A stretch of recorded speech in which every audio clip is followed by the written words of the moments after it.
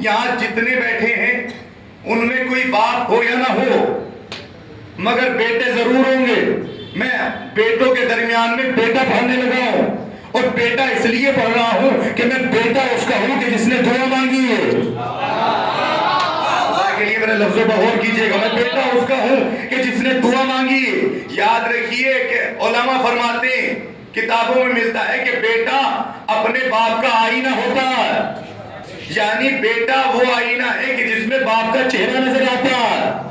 اگر بیٹا پڑھ لکھ کر بہترین عالم بن جائے تو دنیا بیٹے کا اخلاق دیکھ کے کہتی ہے جس کا بیٹا ایسا ہے اس کا باپ کیسا ہوگا.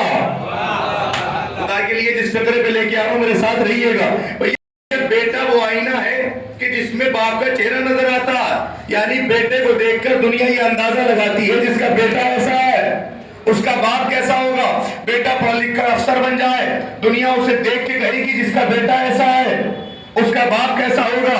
بیٹا پڑھ لکھ کر بہترین آفیسر بن جائے دنیا دیکھ کے یہ کہے گی جس کا بیٹا ایسا ہے اس کا باپ کیسا ہوگا.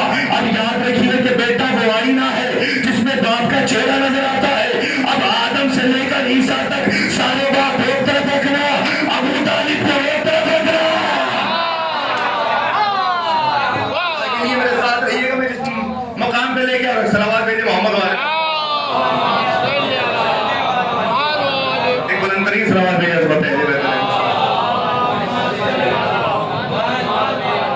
اگر یہ بلند ترین ہے تو پھر آہستگی سے صلوات بھیج دیں محمد والے.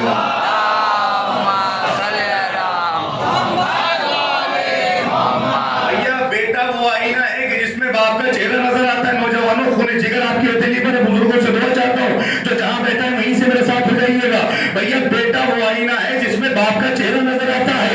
بیٹے کو دیکھ کر دنیا یہ کہتی ہے جس کا بیٹا ایسا ہے اس کا باپ کیسا ہوگا. اب آدم سے لے کر عیسیٰ تک سارے باپ ایک طرف رکھنا, ابو طالب کو ایک طرف رکھنا.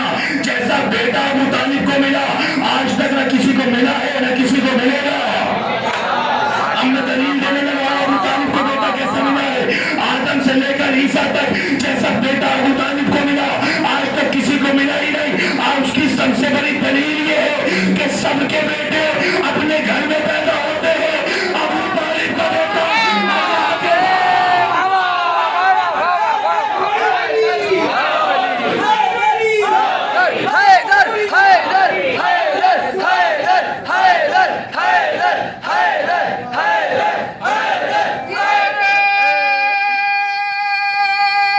سب کے بیٹے اپنے گھر میں پیدا ہوئے مگر ابو طالب کا بیٹا آیا بھی اللہ کے گھر میں. اللہ کے لیے میرا ساتھ رہیے گا. آیا بھی اللہ کے گھر میں گیا بھی اللہ کے گھر سے. کمال کیا ہے. میں ساری کتابوں کو چیلنج کر رہا ہوں اس منبر سے. مجھے یہ بتائیے کہ علی کے سر پہ ابن ملجم کی ضربت لگی کہ نہیں لگی. سب کہیں گے جی بالکل لگی. نبلا بیٹے اس سے پوچھئے گا مجھ سے بہتر جاننے والے بیٹے یہ بتائیے خون نجیس ہوتا ہے کہ پاک. خدا کے لیے جس مقام پہ لے کے آ رہا ہوں بندے بھی خاموشان کو تکلیف ہوگی.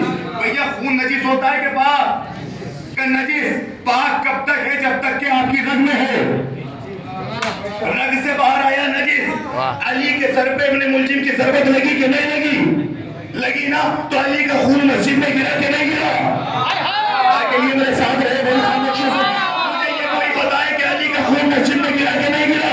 کہاں گرا ہے. میں ابھی مذہب کے منبر چھوڑ دوں گا. مجھے کوئی یہ ثابت کر کے بتائے کہ علی کا خون مسجد میں گرنے کے بعد کسی مفتی نے یہ کہا ہو کہ مسجد کو پاک کیا گیا. بھیا کوئی مجھے جھوٹی سے جھوٹی روایت دکھاؤ کہ کسی نے مسجد میں یہ آنے کے بعد کہا ہو کہ مسجد کو پاک کیا جائے. کہ کوئی کہہ نہیں سکتا تو پھر پوری دنیا کو ماننا پڑے گا ہمارا خون اور ہے.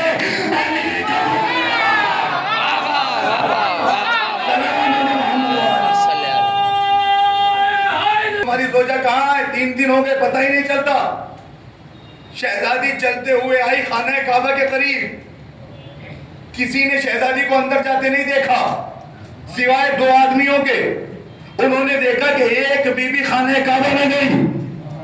اللہ اکبر. ایک بی بی خانہ کعبہ میں گئی.